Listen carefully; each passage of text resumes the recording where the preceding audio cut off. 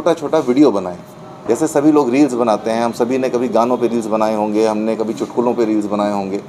तो एक रील बनाते हैं देश के नाम, और उनको प्रोत्साहित करने के लिए हमने टॉप 10 लकी विनर्स के लिए प्राइजेज़ रखी हैं।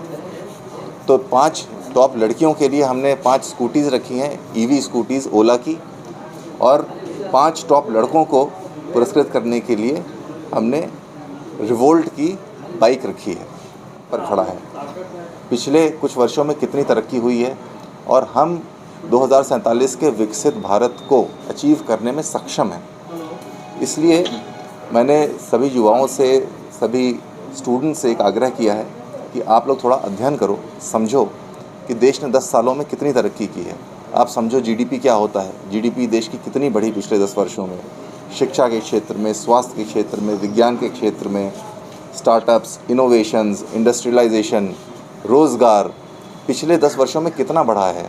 हम लोगों ने वैक्सीनेशन पूरे देश, पूरे विश्व को प्रोवाइड किया है।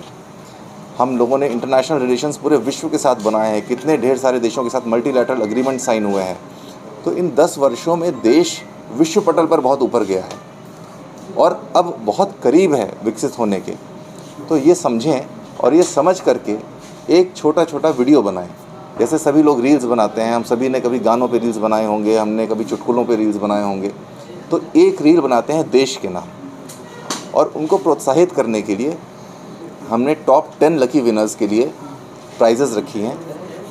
तो 5 टॉप लड़कियों के लिए हमने 5 स्कूटीज़ रखी हैं, ईवी स्कूटीज़ ओला की, और 5 टॉप लड़कों को पुरस्कृत करने के लिए हमने रिवोल्ट की बाइक रखी है, ईवी बाइक।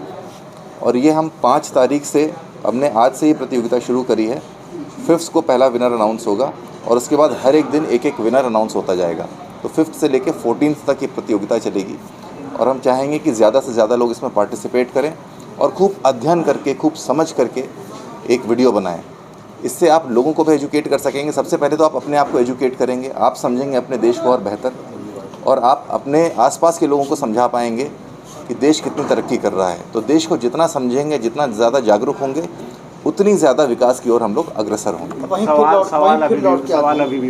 फिर लौट के आते हैं। आप पीएम की तारीफ कर रहे हैं, रक्षा मंत्री से मुलाकात कर रहे हैं, अयोध्या के लिए बसें चला रहे हैं। क्या ये माना जाए कि आप भाजपा चुनाव लड़ेंगे? मैं देश की सेवा कर रहा हूँ, मैं जौनपुर की सेवा कर रहा हूँ। मैं चाहूँगा कि यहाँ आईएएस हैं, नेता हैं, मंत्री हैं, विधायक हैं, बिल्कुल है, लेकिन आप कैसे करेंगे? जितना किया जाए उतना ही कम है। और मैं चूंकि जौनपुर की मिट्टी का हूँ, मैं चूंकि जौनपुर की मिट्टी का हूँ, जौनपुर से जुड़ा हुआ हूँ। वो सपना क्लियर करिए। सपना अभी 24 पर क्यों देखा जा रहा है? सपने तो हर दिन दिखाया जाता है। बिल्कुल, तो मैं तो 47 का सपना देख रहा हूँ। पहले बढ़ी है। मैं तो 47 का सपना देख रहा हूँ। मैं तो बड़ा सपना देख रहा हूँ।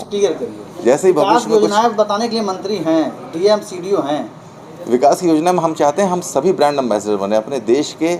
हम सभी छोटे छोटे बच्चों से लेकर के बड़े बुजुर्ग तक हम सब ब्रांड एम्बेसडर बन करके निकले अपने देश के। क्या एक से ज़्यादा पॉलिटिकल पार्टी अप्रोच कर रही है? मैं भैया आईएएस ऑफिसर हूँ और भविष्य में जैसा होगा बताया जाएगा। अभिषेक सिंह यहाँ पर हाथ जोड़ रहे हैं, दूसरे आईएएस माता चौकिया धाम में हाथ जोड़ रहे हैं। ये जौनपुर का राजनीति कहाँ जाएगा? हाथ जोड़ना चाहिए। अगर चौकिया धाम में जाएंगे तो बिल्कुल हाथ जोड़ करके ही जाना चाहिए। भाजपा संपर्क में हैं, जितना भारतीय जनता पार्टी के संपर्क में हैं। मैं ईश्वर के संपर्क में हूँ और ईश्वर ही नैया पार लगाएंगे।